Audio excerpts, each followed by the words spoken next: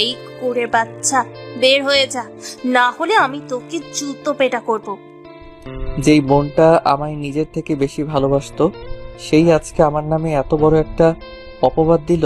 কেন এমন করছে সেটা তো আমি জানি না, তবে এর পেছনে কে আছে সেটা খুব ভালো করেই বুঝতে পারছি।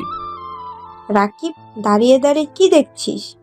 এক্ষুনি ঘাড় ধাক্কা মেরে বের করে দে কুকুরের বাচ্চাটাকে। আপনি আরেকবার আমাকে কুকুরের বাচ্চা বলবেন তো?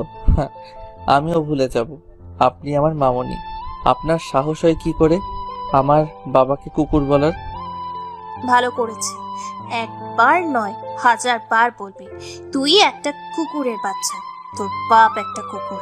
বাপের জন্য দরদ এসেছে। এই, তুই বলতে পারবি তোর বাপকে? তুই কিভাবে জানবি?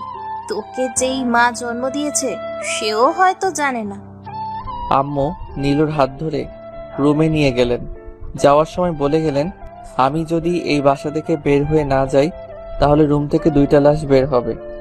ওদের যাওয়ার দিকে তাকিয়েছিলাম। রাকিব এসে শার্টের কলার ধরে বাসার বাহিরে নিয়ে গেল। চুপচাপ এখান থেকে চলে যাবি, আর নেক্সট টাইম তোকে এই এলাকায় দেখলে জানে মেরে ফেলবো। আজকেই মেরে ফেলতাম, শুধু ফুপির জন্য পারিনি।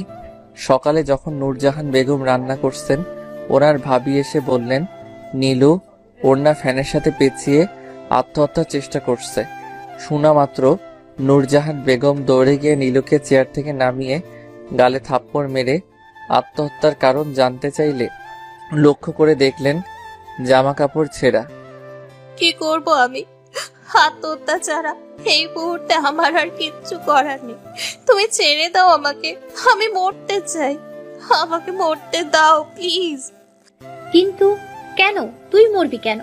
কি হয়েছে আমাকে বল। তোর এই অবস্থা কেন? কে করলো এইসব? চিৎকার চেঁচামেচি শুনে নীল তার রুম থেকে চোখ টলতে টলতে নীলুর রুমে আসলো। তোমাকে কি বলবো আমি? আমার ভাই আমাকে দর্শন করতে। নীলু ঠাস থাপ্পড় মেরে, তোর সাহস তো কম নয়। ফাসলামি করতে করতে সীমা ছাড়িয়ে গিয়েছিস। আপু, তুমি নীলুকে কেন মারছো? নীলু যা কিছু বলেছে সব সত্যি। আমি নিজের চোখে দেখেছি। সময় মতো আমি না গেলে কি যে হতো। থাক ওইসব কথা।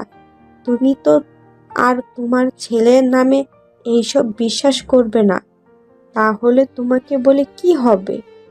চিৎকার চেঁচামেচি শুনে নীল তার রুম থেকে চোখ টলতে টলতে নীলুর রুমে আসলো। এসে দেখে নীলু কান্না করছে। আম্মু অগ্নি চোখে তার দিকে তাকিয়ে আছে। আম্মু কি হয়েছে? নীলু তুই কাঁদছিস কেন? আম্মু কি হয়েছে? আর কিছু বলার আগেই নীলু আমার শার্টের কলার চেপে ধরলো। আম্মু, এই বদমাইশটা আমার সাথে খারাপ আচরণ করেছে। বাকিটা তো আপনারা জানেন। চোখের পানি মুছে হাঁটতে হাঁটতে নদীর তীরে এসে বসে আছি। কিছুক্ষণ আগের কথা ভেবে নীরব হয়ে শুধু কান্না করেই যাচ্ছি। একটা সামান্য মিথ্যে কথা আমার জীবনটা ধ্বংস করে দিল। নীলু কেন এমনটা করলো? কি ক্ষতি করেছি আমি? মামনি, সেও তো আমায় তার নিজের ছেলে থেকে বেশি ভালোবাসতো, তাহলে সে কিভাবে পারলো আমার উপর মিথ্যে বলতে? এই মুহূর্তে